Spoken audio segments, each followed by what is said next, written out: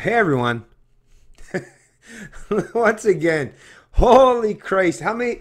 I've probably done, well, at least in excess of half a dozen, maybe 8 or 10. I haven't gone back to count them. But in regards to the legalization file in Canada, I've covered this quite extensively and pointed out at every junction along the way that this isn't a matter of giving Canadians freedom to consume, grow, cultivate, or distribute a plant of choice. No, this is all about trying to dominate, dictate, control, and micromanage an entire industry that has already been in existence and flourishing in Canada basically since this country was formed. And it's in regards to the legalization of marijuana. Legalization. Of course I use quotes, air quotes for legalization. Legalization? What the hell? Look at the fucking rules that are involved. Look at the edicts. Look at the mandates that are involved in something that's supposed to be legal. How many other areas of your life where it's legal do you have the government completely? Oh, wait, never mind. Yeah, the government's got to the point where they micromanage almost every aspect of your social and economic life. And the marijuana file, they're stepping up the game here because they realize there's a substantial, large portion of the population that already enjoys Mary Jane as their vice of choice. And they're taking full advantage of it. Headline out of CBC News Business.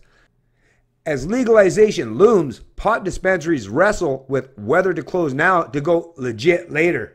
Most marijuana dispensaries want to go legit. Under new rules, they may be shut out later if they exist now. Justin Loizos is a cannabis convert. After dealing with chronic pain for years as a result of multiple sclerosis, he eventually found the medication he needs in the form of medical marijuana. He's such a believer in the drug's potential that he launched Just Compassion, a dispensary providing medical marijuana to a small stable of clients in the Toronto area. He makes sure his clients have a federal license to buy, and his supply comes from licensed growers. But even he says he's operating in the gray area between legal and illegal. Of course, they're going to find an example of someone that's willing to go along with the rhetoric they want to espouse, because think about how many dispensaries. Hey, talk to Mark Emery, hey? Or Jody, his wife. Talk to either the Emerys, the Prince of Pot, right? Someone that actually has a very well-known presence in the marijuana industry, and see what he would have to say in regards to this. No, they don't want to go that. They don't want to touch that, right? Because they know damn well there'd be some serious pushback. So they'll find someone. Of course, you can always find someone out there. I got nothing against this gentleman, but you can always find someone out there that's willing to go along, get along when it comes to political opportunism, cronyism, or using big government as a means to an end. He's not obtaining product from black market sources or selling it to recreational users, but he is running afoul of federal regulations that dictate medical marijuana can only be shipped to legitimate customers through the mail. Black market sources or selling. Black market just means the free market when you're talking about weed, all right? And I'm telling you, most people in Canada, hey, news alert, shocking revelation, most Canadians get their weed, whether they use it for medicinal or pain or recreational or whatever. Most people, and CBC has even had to cover this in the past, the overwhelming majority of Canadians still get it on the black market. Actually just the private market, the free market. Where they don't have to pay taxes, where they have choice, where they have options, where there's actual competition, where the price of that product has been and maintained the same kind of level for 40 or 50 years at least.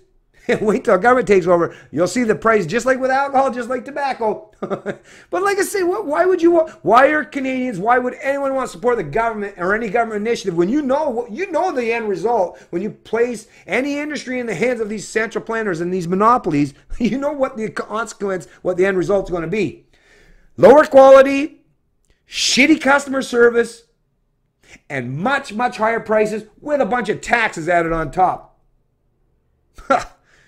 Thanks, but no thanks. Legalization on October 17 is going to bring big changes to the industry, and people like Loizos are eager to be on the right side of the law when the day they have been waiting for finally comes.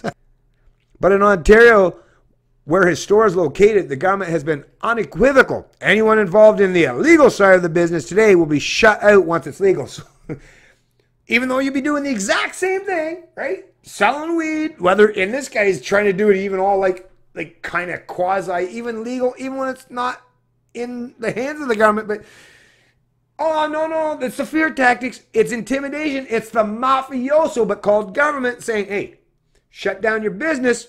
If you don't give me a cut of the action, we're going to put you out of business. But hey, if you play games, you play ball with us, we might let your business continue to flourish. Don't worry. Right now, we call it immoral, illegal. Oh, how dare you sell weed? But hey, in a month, oh no, it's all good as long as we get a cut. Wow. Anyways, I'm not going to read any more from this article. Goddamn, like I say, this kind of stuff. And I'm hoping more and more you Canadians, and share my videos. Yeah, I know I might swear a couple times in my videos, but my goodness, if your only concern is that, oh, this guy says a few words I don't like, and if that takes priority or precedent over the fact that I'm being honest and objective and morally consistent with my approach into the kind of subjects that I deal with, like really, you got some serious problems of your own, right? And you're not helping yourself or anyone else for that matter. So please, for the rest of you, share my video so that other Canadians can at least hear that there are some of us out here standing up for freedom and liberty and not cronyism, not corporatism, not central planning, not big government, or authoritarianism. It's Canadian Libertarian, and I love liberty.